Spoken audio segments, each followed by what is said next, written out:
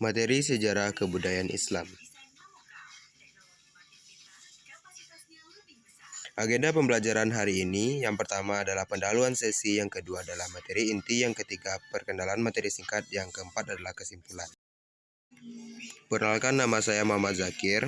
Sasaran sesi kita pada saat ini adalah mengembangkan materi ajar dan mengenai perkembangan Islam dan masa kejayaan Islam itu sendiri pada masa lalu.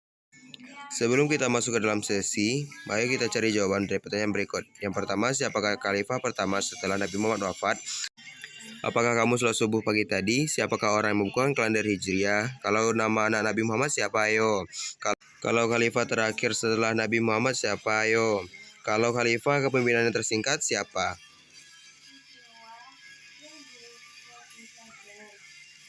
Ayo kita mulai. Kalian siap?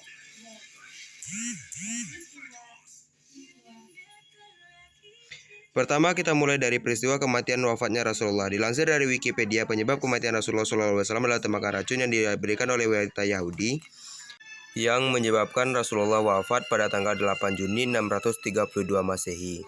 Setelah wafatnya Rasulullah terjadi beberapa peristiwa penting. Yang pertama, Balai Syakifah Bani Sya'adah. Yang kedua, penunjukan Abu Bakar menjadi khalifah. Yang ketiga, munculnya nabi-nabi palsu. Yang keempat, banyaknya orang yang enggan membayar zakat. Yang kelima, banyaknya orang yang murtad atau keluar dari agama Islam.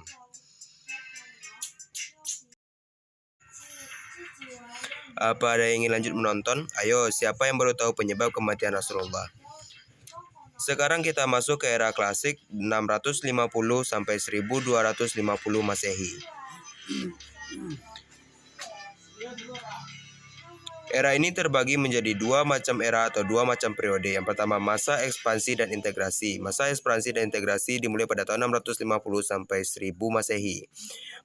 Masa ini adalah pusat kemajuan dengan daerah penyebaran Islam yang makin luas melalui Afrika Utara sampai ke Spanyol di bagian bumi barat. Islam juga melalui Persia sampai ke India dan bumi sebelah timur.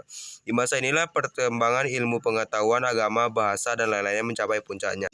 Era ini juga melahirkan para ulama-ulama besar seperti Imam Syafi'i, Imam Hambali di dalam bidang fikih. Yang kedua, disintegrasi. Disintegrasi dimulai pada tahun 1000 sampai 1200 Masehi.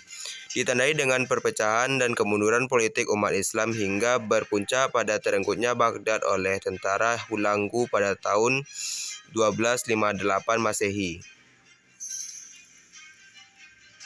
Yang kedua adalah era pertengahan 1250 sampai 1800. Bagaimana, udah paham atau udah menyerah? Era pertengahan dibagi menjadi tiga periode utama, yaitu periode lainnya 3 kerajaan Islam, yang kedua kemunduran Islam, yang keempat zaman kemajuan dan zaman kemunduran Islam dari ketiga kerajaan besar tadi. 1. Kemunduran Islam. Kemunduran Islam pada abad pertengahan pada umumnya menjadi penyebab diantaranya adalah sebagai berikut. Tidak adanya penjagaan dengan baik, batas-batas wilayah yang sangat luas, penduduk yang sangat diintegrasi, mengalami kendala dalam penyatuan, para penguasa yang lemah dalam kepemimpinannya. Yang kedua, lahirnya 3 kerajaan besar. Fase ketiga ini adalah kerajaan besar pada masa yang berlangsung pada tahun 1500 sampai 1700 Masehi. Dianut dengan fase kemunduran pada tahun 1700 sampai 1800. 3 kerajaan ini adalah Utsmani, Syafawi di Persia, dan Mughal di India. Kejayaan Islam pada 3 kerajaan ini masih bisa disaksikan hingga saat sekarang ini dalam bentuk arsitek Istanbul, Irak, dan Delhi. Yang ketiga, masa kemunduran dan kemajuan Islam dalam kerajaan besar. Bosan ya, namanya juga sejarah. Sekarang kita masuk ke era modern.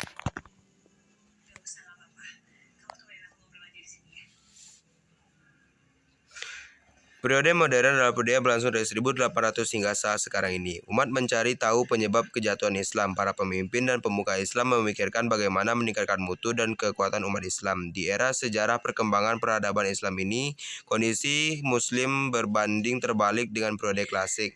Umat Islam awalnya berpusat dari peradaban, kini kagum akan peradaban dari masyarakat lain.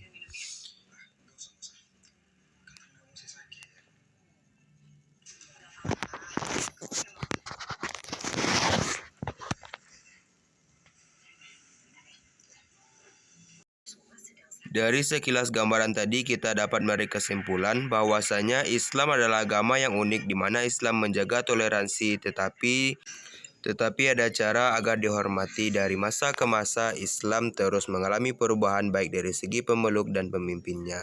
Dari sejarah ini kita dapat belajar bahwa kegilaan akan dunia akan membawa kehancuran bagi siapapun yang mengejarnya.